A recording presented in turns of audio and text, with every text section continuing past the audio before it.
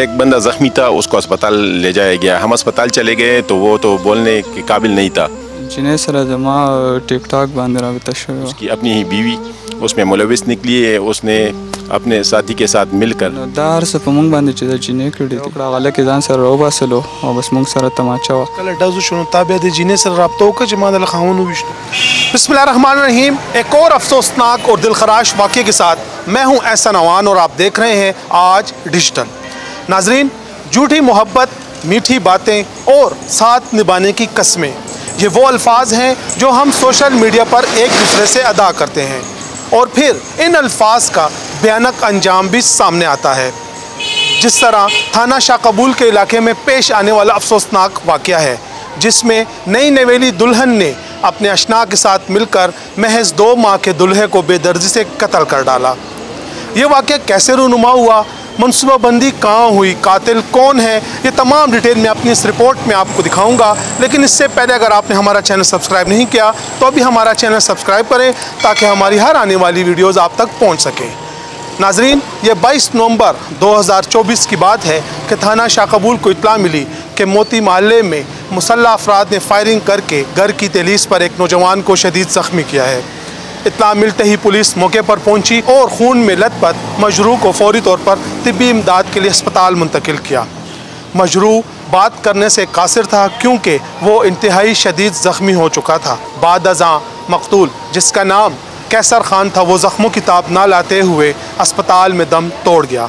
पुलिस के मुताबिक जब इस वाक़े की तफ्तीश का आगाज़ किया गया तो इंतहाई सनसनीखेज़ इंकशाफात सामने आए, जिसमें मालूम हुआ कि मकतूल कैसर खान को किसी और ने नहीं बल्कि इसी की दुल्हन ने अपने अशना के साथ मिलकर कत्ल करवाया है। इस हवाले से हम कातिल से बात करेंगे, पुलिस ऑफिशियल कभी मौक़िफ़ लेंगे, तो हमारे साथ ही रहिए।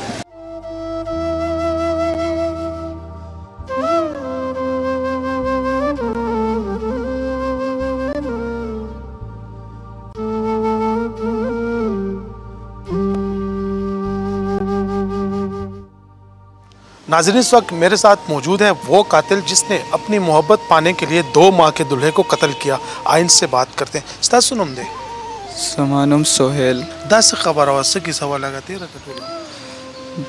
दस की सौ जमा कम दे सरा जिन्हें सरा 2 कालों न कम दे लेनो मतलब याराना और रिलेशन के और सरा आगे न बात भी कम दे दो खबर कौला दवा दो वादे जोड़ शो दे जिन्हें आगा चिकम दे ब्या वादो शो आगा टाइम की जिन्हें चिकम दे इनकार कौल दारी ओशी ना हो दे प्लारो मोर चिकम दे न मानला बे चिकम दे निकाह शो निकाह न बाद बे चिकम दे यो मेश चिकम दल तलाड़ा वादे ओशो वालता पल कोर ललाड़ा वादे चोशो आगे न बाद बे चिकम दे जिन्हें मन तो लुचे जमा दिल तो जोन तीरी के मादे दे न खला सके बस जम चिकम दी जान सर में वकस कड़े वकस ते मर मालदा से तसे कस्ते आगोल चे सही तजे कौम दरला आगे ना बात ब्याह जिन्हें पस जिन्हें मुंग तो चराश है जब पता सल पैसे मत तरकम आगा मुंग ते पैसे रहा वागस्ते जिन्हें ना चरावाम गस्ते भी अदलता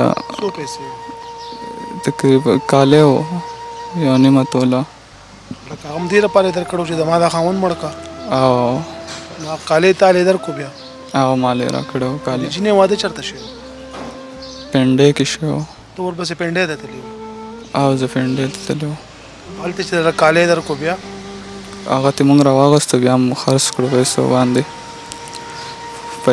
खर्च करो ब्या तो पैसे में रवागस तसे तकरीबन 2 लाख पूरे 2 लाख बांधे खर्च को और ब्या चिकम दे मुंग रावलो दलता जुमे वरजवा और तकरीबन 10 बजवा बेचरागलो यो बजा बांधे आगे से मुंग सारा बेतोकड़ा जिने चरा बेतोकड़ा गले के जान सर रोबा सलो और बस मुंग सारा तमाचा और ब्याम पेड़ा जो ओकड़ो माँ पेड़ा जो को और ब्या पदे ने पैसो द्वाड़ा जाओ शोल वैसे ब्या वापस ने पैसो है जो आजकल डज़ु शुरू ताबे दे जिने सर राब्तों का जमा दल खाऊन विष्टो ना ब्या रफ्ता न दशवे बोल जी दाला खुदवर अजी ब्या अस्पताल के दाखिल होगा अगर बाद ब्या रफ्ता न दशवे वो सोचो परुन बीखी राबिता होना ना और ददी जिने सरस्ता सिंग राबिता सिंग शे हुआ جنې سره زما ټیک ټاک باندې رابطه شوې وه. څه لکه ټیک ټاک باندې رابطه وشوه، څه مو ویل یو بل سره؟ ټیک ټاک باندې مې اول میسیجونه کول او دې کې ټایم تېرېدو، داسې یوه میاشت دوه میاشتې ټایم تېر شو، بیا واټساپ له مطلب خبره راغله، واټساپ کې بیا میسیج کول. نو تا دا هلک ولې ویشتو؟ لکه 2 کالونه دې ورسره تعلق و، نو بس واده به دې کړو، رشته به یې رالېږلې وه؟ رشته مونږ رالېږله، خو هلته چې کوم دی د هغوی د سایډ نه مسله وه، د کور نه. پلار یې نه منله؟ پلار یې د جنې سره نه منله. دا ښه کار وشو، د 2 میاشتو زلمی و، ځوان جان و. نو دا هر څه په مونږ باندې چې د جنې کړي دي. د جنې کړي؟ تختولې به دې وه، دا خاوند دې ولې مړ کولو؟ واده نه پهله به دې ورسره دغه داسې کار کړو؟ هغه د سایډ نه به دا مسله وه. جنې مونږ ته ویل بار بار چې ما به ورته ویل چې زه مشران درلېږم، پوه شې، جرګې له درځو. مونږ ویل چې خبره به در سره وکړو. هغه ویل چې صبر وکړئ، زه په خپله کور کې د هر څه ختموم، بیا به تاسو راشئ رشتې له. دا ټیک ټاک ښه شی دی که نه؟ نه دی ښه شی. ښه شی نه دی؟ نه. ولې ښه شی نه دی؟ بس دا ټول هر څه د ټیک ټاک نه کېږي نن سبا وخت کې. معاشره چې زموږ خرابه ده، همدا سوشل میډیا په وجه. ټوله سوشل میډیا، ټیک ټاک چې کم خلک استعمالي یا کم جینکې استعمالي، څه وایي هغې ته څه ویل غواړي؟ استعمالوي د خلک دا نه چې نه د استعمالي، انټرټینمنټ دپاره، هغه دپاره د استعمالي، خو داسې د نه استعمالوي چې غلط هغه ته لاړ شي، غلط اثر ته واخلي. او واده نه پس هم دې سره ستا رابطې وي پنډۍ ته بولتلې؟ نه، یو ځل تللی هم دی هغه پسې، کالي پسې. نو پلانینګ هم څنګه کړی چې موږ به پېښور له راځو، بیا به ولي که نه پنډۍ کې به ولي؟ دا هر څه جنې وکړل. جنې ویل چې زه چې کوم دی پېښور ته درځم او دا هم ځان سره درولم، او بس بیا چې کوم دی تاسو هلته راشئ، پوه شئ. بس رابطه چې کوم دی مونږ رابطه سټارټ کړې وي، بس چې کله د کوره در وځو. سوشل میډیا چې کوم سبا نن سبا وخت کې د سوشل میډیا روانه ده، د ټیک ټاک باندې جینکې رانې، دا ته زمونږ دا درخواست دی، اپیل دی چې دا مه کوئ. کوئ هم خو په داسې هغه ته پکې مه وځئ چې تاسو ته بیا غلط اثرات واخلئ او غلط سایډ له پکې لاړ شئ. ټول عمر خپیمان وي، بیا به ټول عمر زمونږ باندې خپیمان وي. دا دی اوس مونږ هم دا نه اخري حال دی، دا جیل. بس تاسو به هم بیا داسې وایي که جیل نه روزي، بیا به د جینۍ سره واده کوي؟ او جینۍ سره به واده کوم.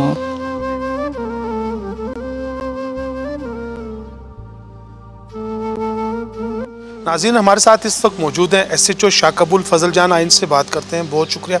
ये बताइए वाक़या कब पेश आया था और कैसे पेश आया था? बिस्मिल्लाहिर्रहमानिर्रहीम।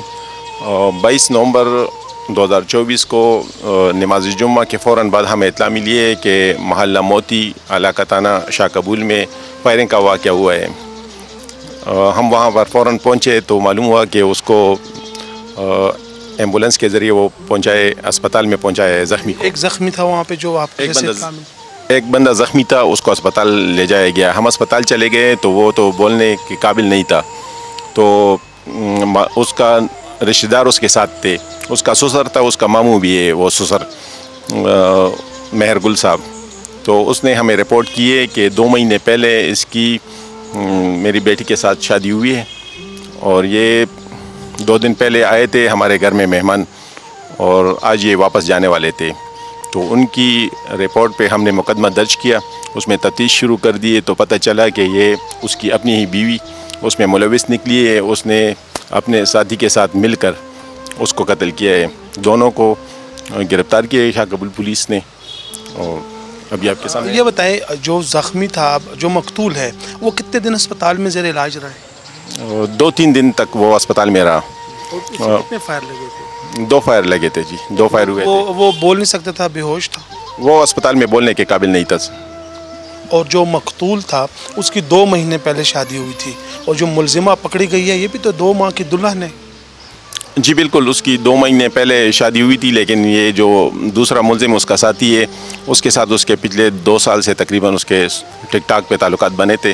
तो उनके आपस में मुलाकातें भी हुई हैं और इसी वजह से वो उसको कत्ल किया इन्होंने।